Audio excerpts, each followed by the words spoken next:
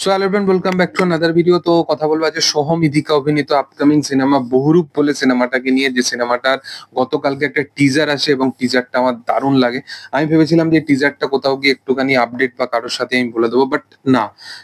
সচরাচর এটা হয়ে থাকে যে সোহমের সিনেমার টিজার বা কিছু অ্যানাউন্সমেন্ট হলে সেটা নিয়ে আর আলাদা করে ভিডিও বানাই না, কোনো আপডেট ফাপডেটের সাথে বলে দিই। বাট এই টিজারটা ডিজার্ভ করে আলাদাভাবে ভিডিও বানানোর জন্য। মানে এটা এরকমই একটা টিজার হয়েছে। সোহমের এই টিজারের আগে একটা অ্যানাউন্সমেন্ট এসেছিল এবং আমি সেটা নিয়ে বলেছিলাম যে এটা যে সিরিয়ালের যেরকম ভিএফএক্স হয় সেই ভিএফএক্স টাকে কোথাও গিয়ে ডেলিভার করছে। এবং আমার মনে হয় যে তাদের আরো বেশি কাজ করা উচিত, আরো বেশি ওয়ার্ক করা উচিত। মেকআপ শুধু ভালো দিলেই হলো না, বাট মেকআপ যেরকম ভালো তো দিয়েছে, যেরকম কনভিনসিং এর সাথে সোহমকে প্রেজেন্ট করেছে, সেগুলো সত্যি দুর্দান্ত। পরিচালক দারুণ কাজ করেছে।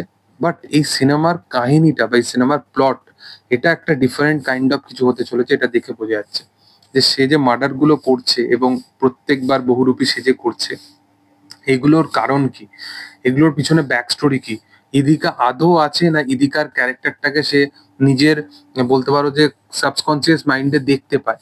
তো এইরকম একটা কাইন্ড অফ থিঙ্কিং বা এরকম একটা কাইন্ড অফ জিনিস সেই দিকেই সিনেমাটা রেফার করছে। যে ইদিকা পালের যে চরিত্রটা, সেই চরিত্রটা কাইন্ড অফ মানে সিনেমার মধ্যে তো আছে, বাট সোহমের মাইন্ডের মধ্যে আছে বা মাইন্ডের সাথে খেলছে। বাট অ্যাকচুয়ালি সেই ক্যারেক্টারটা কিছু হবে বা তার সাথে কোনো একটা ব্যাক স্টোরি থাকবে যে ইদিকার চরিত্রটা অ্যাকচুয়ালি মারা যাবে। এবং সেই ক্যারেক্টারটাকে দেখবে যখনই দেখাচ্ছে একটা ডার্ক ফেস দিয়ে দেখাচ্ছে বা একটা ইভিল সাইড দিয়ে দেখাচ্ছে, যেটা মনে হচ্ছে যে ইদিকার চরিত্রটা অ্যাকচুয়ালি সিনেমার মধ্যে আছে, বাট সেটা হয়তো সোহমের মাইন্ডের মধ্যে বেশি থাকবে। মানে সে হয়তো অ্যাকচুয়ালি তার কোনো ক্যারেক্টারটা কোনো এক্সিস্টই করে না সিনেমার মধ্যে বা গল্পের মধ্যে, বাট তাকে পুরোপুরি রাখা হয়েছে। কারণ সোহম সে ইদিকাকে জাস্ট দেখতে পায়, ইদিকা তাকে চালনা করছে, বাট অ্যাকচুয়ালি ইদিকা প্রেজেন্সই নেই, মানে সে এক্সিস্টই আর করে না পৃথিবীর মধ্যে। তো এরকম কাইন্ড অফ একটা হিন্ট তো দিচ্ছে সিনেমাটার মধ্যে, যেটা দেখে বেশ ভালো লাগছে। এবং এছাড়া মার্ডার গুলো যেভাবে হচ্ছে, এবং সবচেয়ে বড় কথা রাজা দত্ত, মানে এরকম কাইন্ড অফ রাজা দা আমাদের, এবং মেছো কার্তিক, তো এদের মতো ভিলেন, আমি রাজাদা বলে বলছি, মেছো কার্তিকের মতো ভিলেন, তাদেরকে আমরা একটা এরকম ভালো একটা রোল করতে দেখতে পাচ্ছি। তো এইসব মানুষগুলো অতদিন ধরে সাফার করে, এরা ভালো সিনেমা পায় না, এত ভালো ভালো একটা অ্যাক্টর আমাদের আছে। তো তাদেরকে আমরা দেখতে পাচ্ছি এরকম একটা, তারা ইনভেস্টিগেশন করছে, সেগুলো দেখে বেশ ভালো লাগছে যে কেন মার্ডার গুলো হচ্ছে। তো ভিজুয়ালি সিনেমাটা ভালো।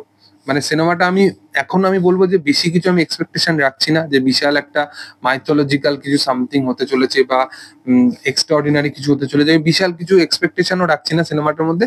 বাট ইদিকা, সোহম, এদের ডিপার্টমেন্টে এরা যেভাবে পারফরমেন্স দিয়েছে, এবং সোহম একজন বাংলা ইন্ডাস্ট্রির একজন দারুণ পারফর্মার, এবং তাকে প্রপার ভাবে কখনো ইউজই করা হয়নি। এটা আমি বারবার বলে এসেছি। তাকে ইন্ডিভিজুয়াল সিনেমাতে অমানুষ অমানুষের পর থেকে আর সেভাবে ব্যবহারই করা হয়নি। নাহলে সোহম এত ভালো একজন অভিনেতা যে যখনই সুযোগ পেয়েছে সে নিজেকে ভালোভাবে ডেলিভার করেছে। যেখানে পারফরমেন্স দেখানোর সময় এসেছে সে নিজেকে ভালোভাবে প্রেজেন্ট করেছে, এবং আমার মনে হয় তার সিনেমার উপর বেশি ফোকাস করা উচিত এবং সোহমের মতো ক্যারেক্টার বা সোহমের মতো অভিনেতাকে আরো বেশি চান্সেস দেওয়া উচিত। দেখার যে সেটা কি হয় আপকামিং দিনে। তো তোমাদের কি বক্তব্য অবশ্যই কমেন্ট সেকশনে জানাতে পারো। ভিডিও ভালো লাগলে অবশ্যই লাইক করো, শেয়ার করো, সাবস্ক্রাইব করো চ্যানেলটিকে, এবং পাশে থাকা বেল আইকনটা অবশ্যই প্রেস করে দিও। Thank you all, by.